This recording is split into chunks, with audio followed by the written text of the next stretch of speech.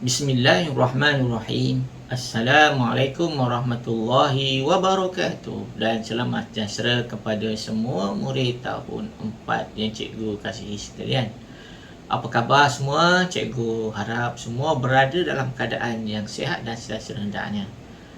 Sebelum kita mulakan pelajaran pada hari ini, bagi siapa yang masih lagi belum subscribe channel Cikgu Talha, bolehlah berbuat demikian supaya kamu tidak ketinggalan dengan video cikgu yang akan datang. Bagi mereka yang telah subscribe, cikgu ucapkan terima kasih. Murid-murid yang cikgu hormati sekalian, murid-murid yang cikgu sayangi sekalian, minggu ini, minggu yang ke-33, kita akan belajar tajuk Tun Perak Bendahara Terbilang, bahagian yang ketiga.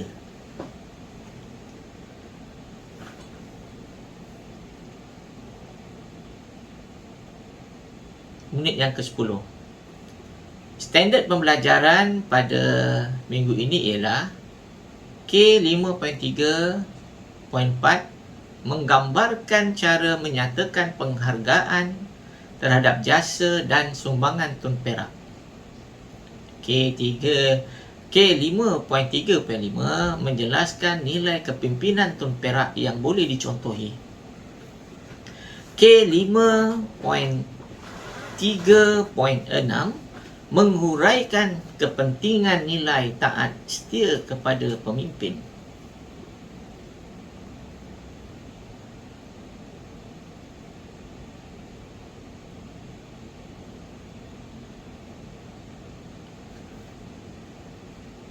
Yang pertama, cara menggambarkan penghargaan. Bagaimana cara kita menggambarkan atau cara kita melahirkan penghargaan kepada Tun Perak? Apakah yang kita boleh lakukan? Cara yang sama ini juga boleh dibuat kepada tokoh-tokoh yang lain. Cuma ditukar sahaja nama, tapi cara yang sama juga boleh dilakukan. Yang pertama, mengadakan tayangan video berkaitan dengan Tun Perak. Kita buat video, kemudian kita tayangkan. Kalau sekarang ni kita boleh tayangkan di YouTube. Ramai masyarakat di luar sana yang terdiri daripada latar belakang yang berbeza. Ada pelajar, murid sekolah, pelajar sekolah menengah, ada pelajar universiti, ada juga masyarakat yang lain yang akan menonton video itu dan mengambil pengajaran, kemudian memberi ingatan supaya tidak lupa jasa Tun Perak, gitu. Membuat video. Yang kedua, mengadakan pertandingan buku skrap. Buat buku, buku skrap berkaitan dengan Tun Perak. Ini juga boleh. Kalau nak buat dijadikan sebagai tugasan pun boleh juga. Buku skrap.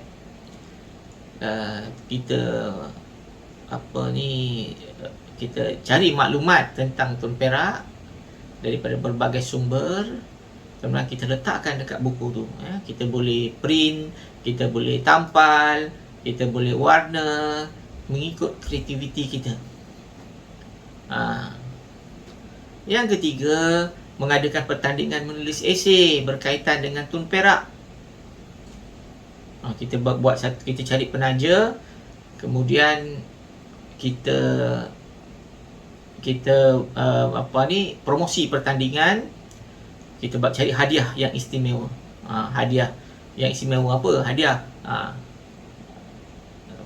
hamper ke, ataupun nak lagi istimewa, tablet. Mahal sangat tablet tu. Kalau lagi mahal, lagi menarik kan. Pertandingan di peringkat dekat peringkat sekolah boleh, organisasi boleh buat pertandingan menulis esei. Kemudian ada hakim menilai dari segi bahasa, dari segi isi, kemudian dapat markah. Siapa yang menang dapat hadiah. tu satu cara. Yang keempat, kita boleh memberi nama tempat tinggal kita. Kalau kita duduk dekat Pangsapuri, duduk kondominium, kita letakkan nama. Nama misalnya Pangsapuri Tun Perak. Jalan Tun Perak. Macam tu. Bangunan, nama sekolah kebangsaan Tun Perak. Contohnya. Jadi orang akan sebut nama. Itu sebagai satu cara kita menghargai jasa mereka. Yang kelima, mengadakan pertandingan bercerita berkaitan dengan Tun Perak. Macam tadi lah, pertandingan menulis esei, pertandingan buku skrap, pertandingan bercerita, pertandingan lakonan, pertandingan nyanyian, segala macam pertandingan yang biasa itu kita bubuh Tun Perak. Jadi itu akan satu cara kita bagaimana kita dapat menggambarkan penghargaan. Seterusnya, sifat kepimpinan Tun Perak. Ada 6 yang telah dikenal pasti, lebih sebenarnya, tapi kita ambil 6. Yang pertama, bijaksana, pandai. Yang kedua, dia taat setia, dia taat orangnya. Yang ketiga, dia bermuafakat, dia tidak buat kerja sendiri, tidak fikir sendiri, berbincang, berdialog, bermesyuarat. Yang keempat, berpandangan jauh, fikir sebelum buat satu perkara tu, fikir dulu. Jangan terus buat keputusan, fikir panjang. Baik buruknya, dia punya hasil ni bagus ke tak bagus. Bukan main redah je. Yang kelima, bekerjasama. Dia bukan buat seorang-seorang tadi. Bukan seorang, dia kerjasama dengan orang lain juga, dengan kawan-kawan dia, dengan negara-negara lain. Yang keenam, bertanggungjawab. Dia tidak lepas tangan aja. Itu bukan aku punya kerja. Okey. Seterusnya, apakah kebaikan sikap taat setia oleh Tun Perak kepada Sultan Melaka? Apakah kebaikan sikap taat zakat? Dia buat kebaikan tu, dia buat taat setia tu, apa kebaikan dia? Yang pastinya kebaikan itu bukanlah semata-mata kebaikan itu pada dirinya sendiri, tetapi juga pada orang lain. Itu sebab sampai sekarang orang sebut Tun Perak lagi. Tidak dilupakan namanya. Sebab apa? Sebab masa dia buat satu kerja tu, dia bukan untuk diri dia, tapi untuk orang lain. Macam P.Ramlee juga. Contoh P.Ramlee, ada tokoh-tokoh lain, banyak lagi tokoh lain. P.Ramlee dia buat kerja tu bukan untuk kekayaan diri dia, tetapi tengok filem-filem ni sentiasa ditonton dan menjadi contoh-contoh yang baik. Macam itu. Dia buat satu perkara itu bukan untuk dirinya, tapi untuk masyarakat, untuk umat, masyarakat. Yang pertama, tindakan taat ni menyebabkan itu menjamin, dapat menjamin kedaulatan dan kestabilan negeri atau negara. Itu stabil, negara stabil, Melaka stabil. Yang kedua, memajukan ekonomi negara. Ekonomi bila dah stabil, politik stabil, maka ekonomi pun akan ikut sama. Yang ketiga, mewujudkan kemakmuran diri dan kesejahteraan keluarga. Bila negara kaya, negara ada duit, masyarakatnya pun ada duit, keluarga pun ada duit, boleh hidup pun makmur, tidak ada masalah yang besar. Yang keempat, meraih kepercayaan daripada Sultan. Sultan percaya kepada taat setia itu Tun Perak. Sultan percaya, dan kepercayaan itu janganlah dikhianati. Itu pengkhianat ni, siapa yang pengkhianat ni dia susah sikit lah. Susah sikit jadi pengkhianat ni. Yang kelima, melahirkan masyarakat yang cemerlang. Itu hasilnya. Masyarakat dia, umat dia ataupun rakyat Melaka itu jadi cemerlang. Macam mana Melaka boleh jadi empire yang besar? Mestilah yang di sebalik itu, yang mengangkat Melaka, yang membuatkan Melaka itu menjadi hebat, sudah tentu manusia yang ada dalamnya itu rakyatnya pada waktu itu. Dan siapa yang memimpin pada waktu itu? Sultannya, pembesarnya, memimpin jalan yang benar, kemudian undang-undang yang benar, maka mereka pun berjaya. Ini sejarah ini supaya kita mengambil contoh, supaya kita mengambil contoh dan ikhtibar untuk kita punya hari-hari yang mendatang, kegunaan hari-hari yang mendatang. Okay? Aktiviti ini adalah tugasan kamu juga ya. Cikgu dah bagi tugasan di apa ni, platform Google Classroom ya, juga cikgu bagi tugasan di blog blog cikgu Talha blog cikgu Talha pun ada juga yang cikgu letakkan linknya dekat description bawah ada, cikgu kamu boleh tengok di bawah tu. Dan jangan lupa isi kehadiran murid-murid isi je kehadiran tu dulu apa hal. Jangan lupa. Bukan nak semua siap tugasan baru nak isi kehadiran tak. Isi kehadiran dulu, itu evidence keberadaan kamu. Okay, ini kamu akan buat ada 4 lembaran untuk minggu ini. Banyak sikit sebab cikgu nak habiskan tajuk ni, bahagian ketiga ni cikgu nak habiskan. Minggu hadapan kita akan belajar tajuk yang lain pula. Okay. Ini bila habis tajuk yang unit ke-11, cikgu akan ulang balik unit yang pertama sebab murid-murid perlu ingatlah bahawa cikgu masa mengajar sejarah tahun 4 ni, cikgu ambil itu dah lewat. Cikgu tukar dengan cikgu lain kan, dah lewat dah. Sebelum tu cikgu bukan cikgu ajar, jadi cikgu akan buat yang belum cikgu buat lagi. Okey, muka surat 83 kita lihat, tentukan sifat kepimpinan Tun Perak berdasarkan pernyataan di bawah. Sifat kepimpinan dia tadi cikgu dah ada sebut, sifat kepimpinan Tun Perak. Okey, yang ini ialah dia punya situasi dia. Dia bagi situasi yang pertama, menasihati Sultan mengenai hal-hal pentadbiran. Memang itulah bendahara ni, memang dia punya tugasnya ialah menasihati Sultan dengan kebijaksanaan dia.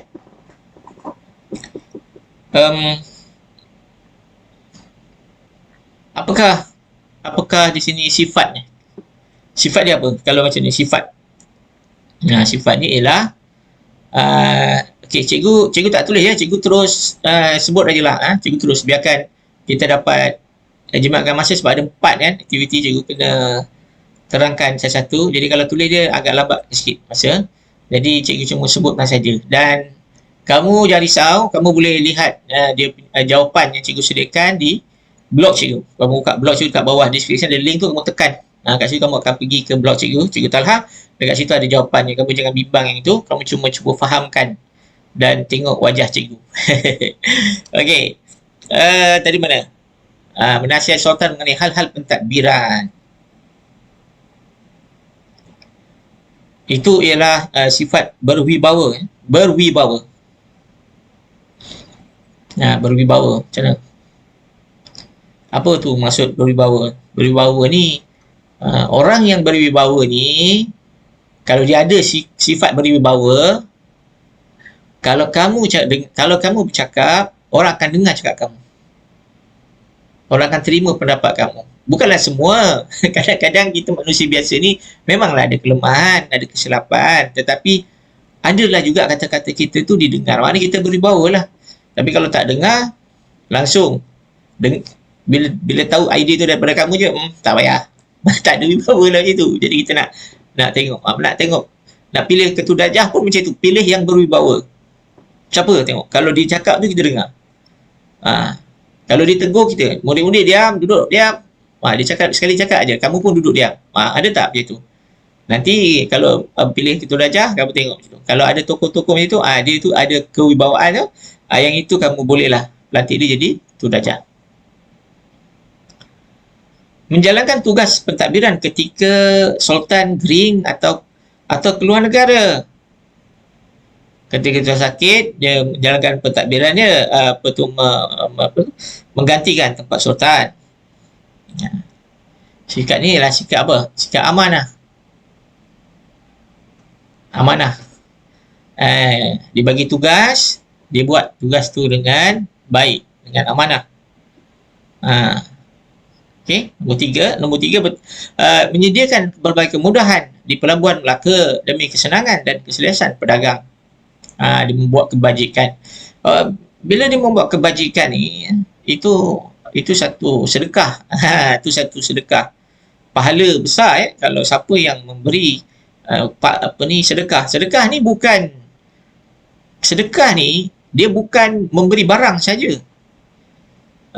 Apa saja yang menyenangkan orang. Ha? Dalam Islam, senyum tu pun sedekah. Kenapa senyum tu sedekah? Sebab bila kita senyum, kita menyenangkan orang. Berbanding muka dia masam aja. Senyumlah, senyum. Dah lah pahala kita buat amalan pun tak banyak. Sembahyang sunat pun tak banyak. Kadang-kadang tak buat. Kan? Yang senang senyum pun tak nak. Senang senyum, bukan susah sangat. Senyum. Contoh kan. Bukan kita suruh buat macam tuan perak. Terpaksa keluarkan duit dan sebagainya macam tenaga untuk memudahkan orang. Cuma senyum aja. Senyum Okey, senyum tu sedekah. Tapi jangan pula orang tak ada kamu senyum pula. Tu pelik. Okey. Mana tadi? Nombor 3 jawapannya apa? Bertanggungjawab. Seorang yang bertanggungjawab. Saya tidak abaikan benda tu, tak biarkan aja. Jalan berlubang tu pun, biarlah. Jalan berlubang. Bukan jalan aku. Tak jadi kan. Nombor 4. Menjalinkan hubungan dengan kerajaan lain yang lebih kuat. Menjalinkan hubungan dengan kerajaan lain yang lebih kuat. Kerajaan China, kerajaan India, kerajaan Thailand pada waktu itu, kerajaan yang lain. Itu ialah apabila dia menjalinkan hubungan dengan kerajaan lain, maka itu dianggap sebagai berpandangan jauh. Berpandangan jauh. Yang kelima, mencadangkan pewaris tahta pemerintahan Melaka. Itu adalah tindakan itu ialah bijaksana untuk menjamin kestabilan kerajaan Melaka. Bijaksana. Yang keenam, sederhana, menasihat Sultan supaya memerintah negara berdasarkan ajaran Islam. Menasihat Sultan supaya memerintah negara berdasarkan ajaran Islam. Itu sikap apa tu? Menasihat Sultan supaya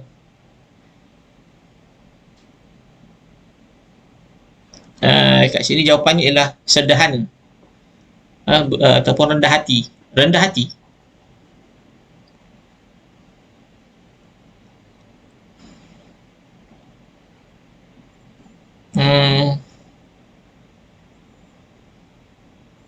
Rendah hati ataupun sederhana. Macam mana kita tulis? Bila dia masih hati supaya memerintah ni apa pandangan kamu? Ada jawapan lain. Kat sini jawapannya sederhana atau rendah hati. Kamu boleh buat macam tu lah. Tapi kalau kamu nak buat jawapan yang lain, boleh. Seterusnya, muka surat 84. Warnakan kawasan Empayar Kesultanan Melayu Melaka semasa Tun Perak menjadi bendahara Melaka. Ini kamu boleh warnakan. Kalau Semenanjung ni keseluruhan Kalau Sumatera ni sebahagian. Macam ni sampai sini. Kamu warnakan. Okey, nombor 1. Namakan 6 negeri di Sumatera yang dikuasai oleh Kesultanan Melayu Melaka pada masa itu. A.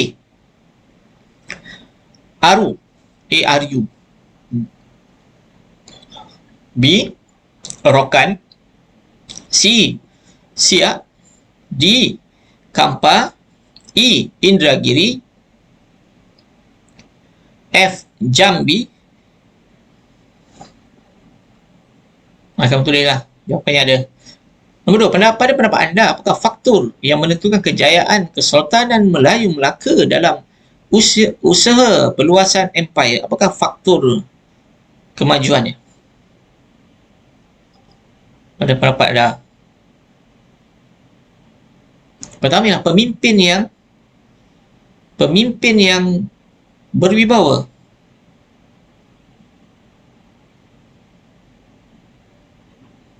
Yang kedua, yang B tu, Kemajuan ekonomi Melaka sebagai pusat perdagangan. Ini adalah faktor menentu kejayaan keseluruhan Melaka dalam usaha. Apakah faktor kejayaan? Apakah faktor kejayaan? Kenapa boleh berjaya? Pertama, pemimpin yang berapa. Yang kedua, kemajuan ekonomi Melaka. Maknanya ekonomi Melaka pada waktu itu baik, sangat kukuh. Sebagai pusat perdagangan, itu yang menyebabkan berjaya tu. Okay. Yang ketiga, hubungan yang baik dengan kerajaan atau negeri lain. Dia ada kolaborasi, network yang bagus, cari kawan, cari kawan. Tapi janganlah memilih kawan. Kita jadi manusia ni, kita jadikan semua orang kawan, jangan memilih. Jangan kita mentang-mentang cari kawan yang kaya-kaya saja, cari kawan yang ada pengaruh saja. Maka yang kecil-kecil ni, yang tak ada pengaruh ni, yang biasa-biasa ni, kita tak nak jadi kawan. Itu tak boleh. Kita memilih kawan tu tak boleh. Kita kawan dengan semua orang, kawan dengan orang yang baik. Kawan dengan orang baik. Yang ke berapa? D.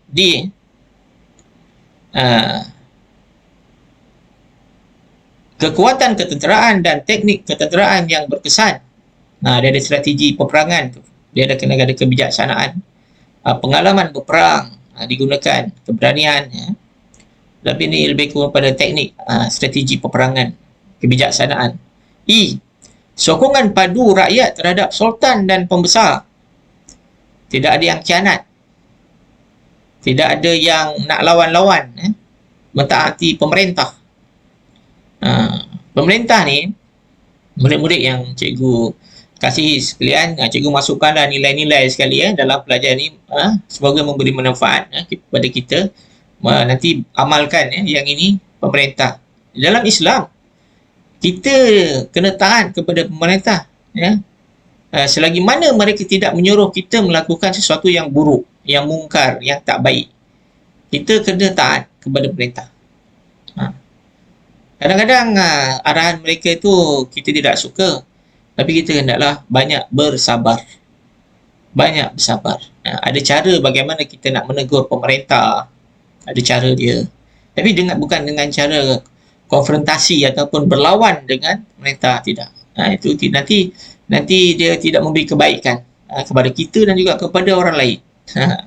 Itu cara dia. Kebanyakan bersabar. Ingat, Allah bersama dengan orang-orang yang bersabar. Jadi sokongan padu rakyat tu penting.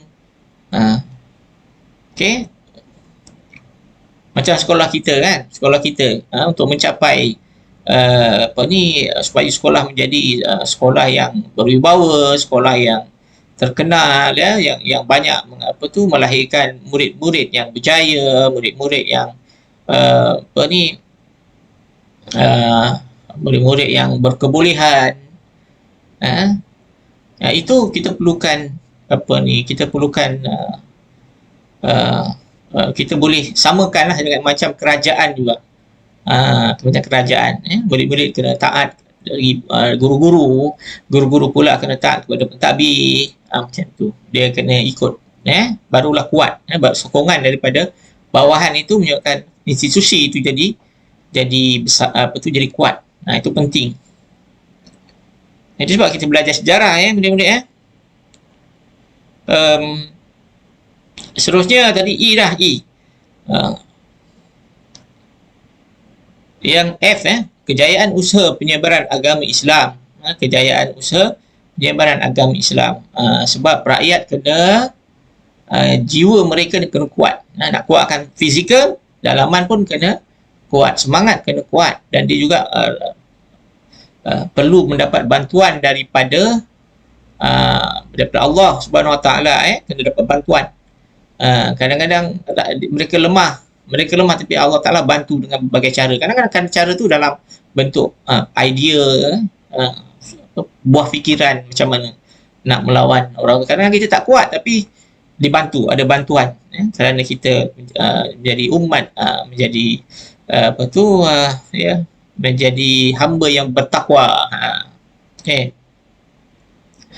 Seterusnya, yang ini muka surat 84. Kita pergi ke muka surat 85.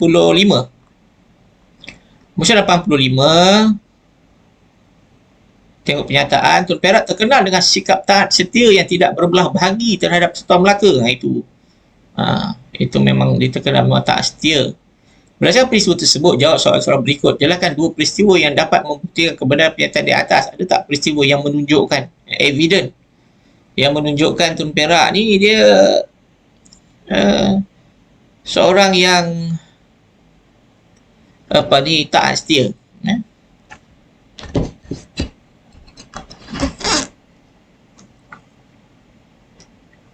Nombor 1, A. Peristiwa yang pertama ialah Tun Perak tidak membalas dendam terhadap tindakan Raja Muhammad, iaitu putera Sultan Mansur Shah yang telah membunuh anaknya, Tun Besar. Anak Tun Perak namanya Tun Besar dibunuh oleh anak Sultan Mansur Shah, iaitu Raja Muhammad. Tapi Tun Perak tidak membenarkan pengikutnya untuk membalas dendam. Dia bersabar. Kemudian yang kedua ialah Tun Perak tidak membantah tindakan Sultan Muzaffar Shah yang menceraikan kakaknya. Kakak kepada Tun Perak namanya Tun Kudu. Dia berkahwin dengan Sultan Muzaffar Shah. Sultan Muzaffar Shah ceraikan kakaknya itu dan dikahwinkan dengan bendahara Tun Ali, supaya Tun Perak boleh menjadi bendahara. Tun Ali dia lepas berkahwin maka dibagi tugas yang lain, dibagi jawatan yang lain, dan tidak ada apa-apa pertengkaran, pergaduhan, tidak puas hati, masing-masing diberi sesuatu jawatan. Jadi tindakan itu menyebabkan stabil, dari segi politik ini stabil.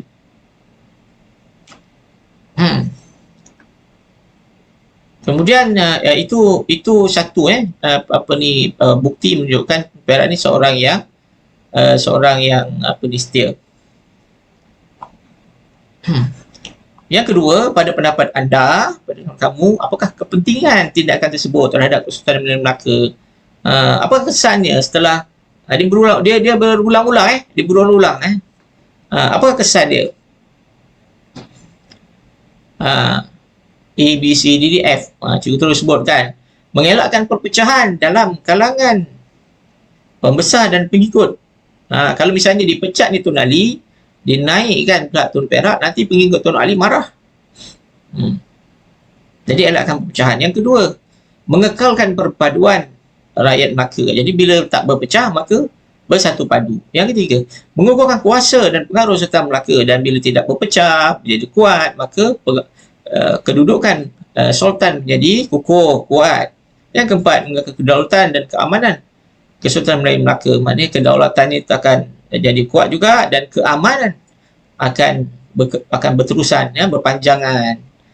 Memelihara kekuatan politik dan ekonomi Kesultanan Melayu Melaka. Politiknya kuat, ekonominya kuat. Ini dia punya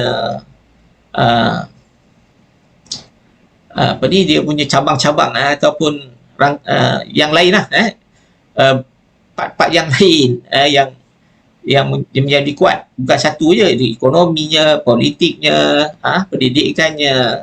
Itu penting. Murid-murid jangan risau, jawapannya murid-murid berujuk dari blog Cikgu Talha, dekat description bawah kamu klik, ataupun type aja dekat Google Cikgu Talha, nanti kamu akan jumpa. Kemudian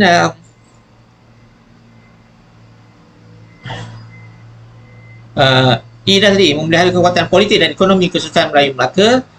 F, mengekalkan kemakmuran dan kesejahteraan hidup rakyat Melaka. Rakyat Melaka menjadi makmur, menjadi sejahtera. Okey. Seterusnya muka surat 86.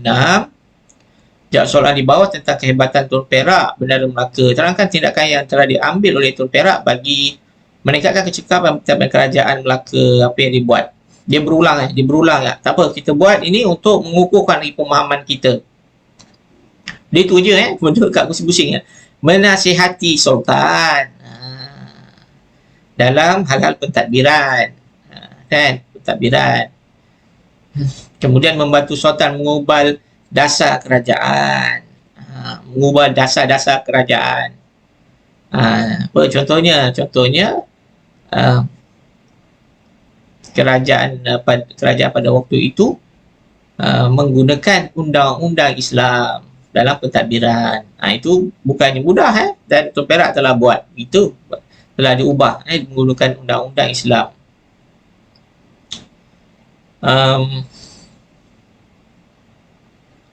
Kemudian B, melindungi kedaulatan kerajaan Melaka daripada musuh. Musuh pada waktu itu apa? Musuh Siam, Thailand, Siam, China. Lagi apa? Majapahit pun sama juga. Lepas itu mematahkan serangan Siam. Siam datang nak serang kan.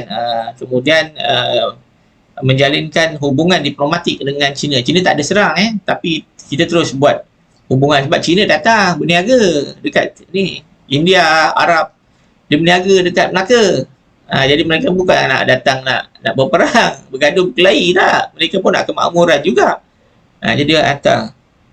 Tapi Siam ni dia marah. Siam ni marah. Sebab Temasik dulu di bawah jajahan Siam. Jadi para mesuara dah ambil dah.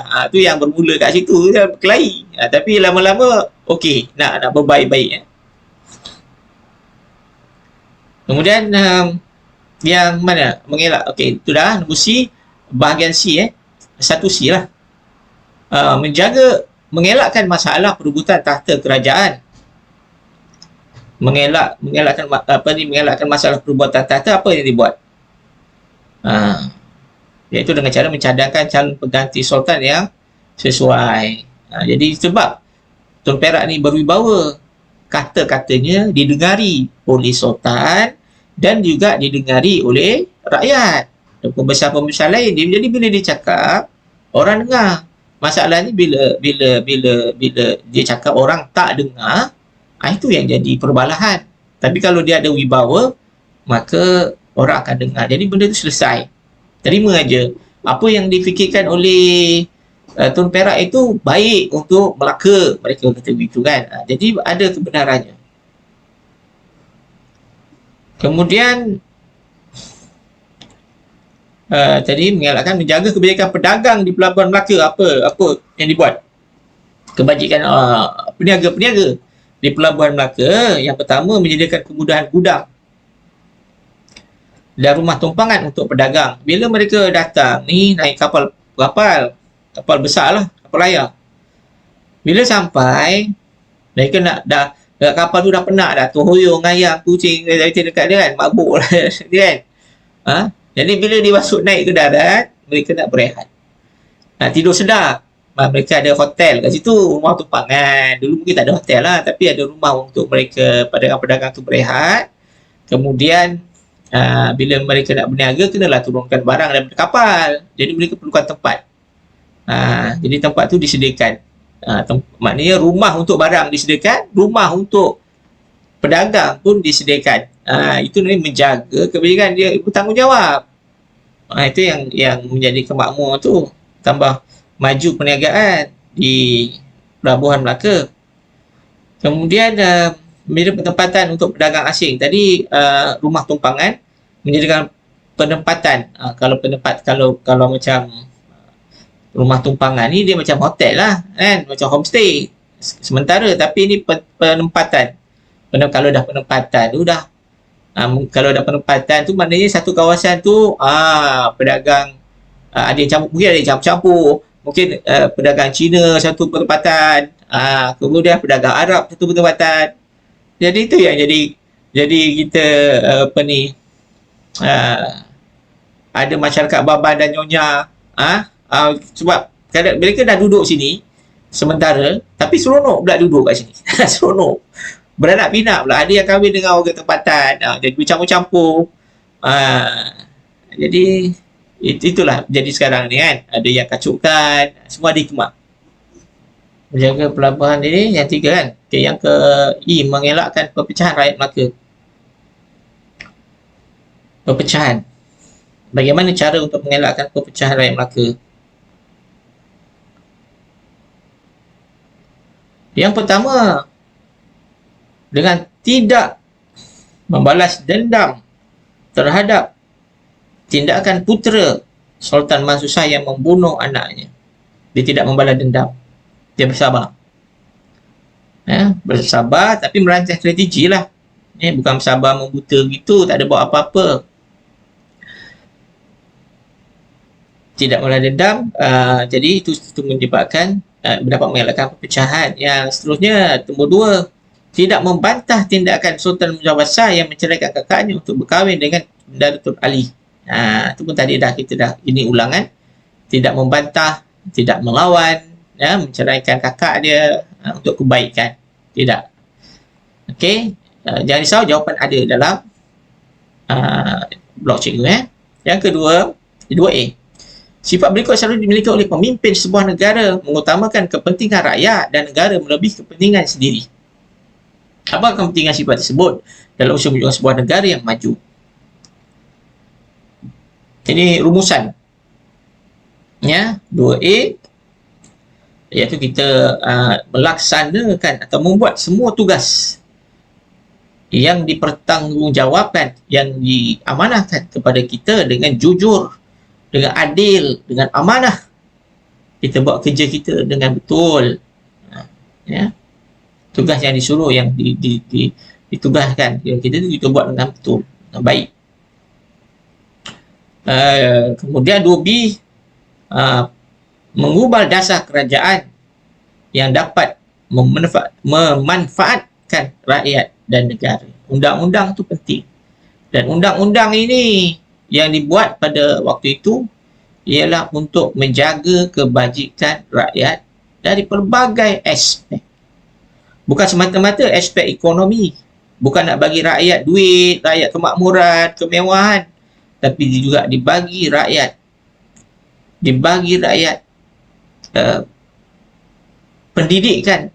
pendidikan kerohanian, pengisian kerohanian, supaya mereka dapat menggunakan kemewahan yang ada itu dengan cara yang baik, yang bersyukur, dan juga mentadbir dengan penuh kasih sayang. Niat itu untuk mendidik rakyat, bukan semata-mata untuk menghukum rakyat. Bukan undang-undang yang dibuat itu untuk menghukum rakyat. Hukuman itu yang terakhir, tetapi mendidik rakyat, supaya rakyat hidup sejahtera, supaya mereka rasa terbela, supaya mereka rasa hubungan dengan pemerintah itu hubungan yang rapat. Nampak mereka ini mengambil berat, jadi mereka pun akan mengambil berat dengan negara. Itu adalah itu adalah kesimpulannya juga. Kepentingan sifat dalam usaha, apakah kepentingan sifat tersebut? Sifat mengutamakan kepentingan rakyat dan negara. Dan kita pula sebagai rakyat tidak boleh mementingkan diri kita sendiri, dan bila kita bertindak, kita kena memikirkan kesan dia terhadap orang lain juga. Jangan kena prihatin. Jangan kita je nak senang, orang lain susah tak apa. Tak boleh macam tu. Itu salah. Baiklah murid-murid yang cikgu kasih sekalian, sampai sinilah dulu. Kamu bolehlah buat tugasan ni seperti biasa. Kamu boleh hantar dalam Google Classroom ataupun boleh WhatsApp cikgu. Ada beberapa murid yang WhatsApp cikgu.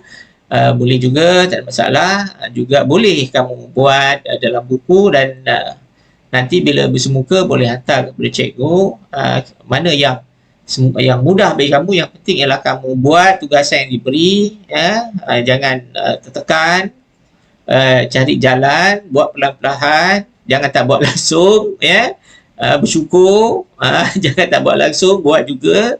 Dan mudah-mudahan kita berdoa COVID semakin kurang, dan kita boleh pergi ke sekolah. Dan cikgu yakin kita boleh berjumpa sebelum sebelum bulan Disember, kita boleh balik kembali ke sekolah.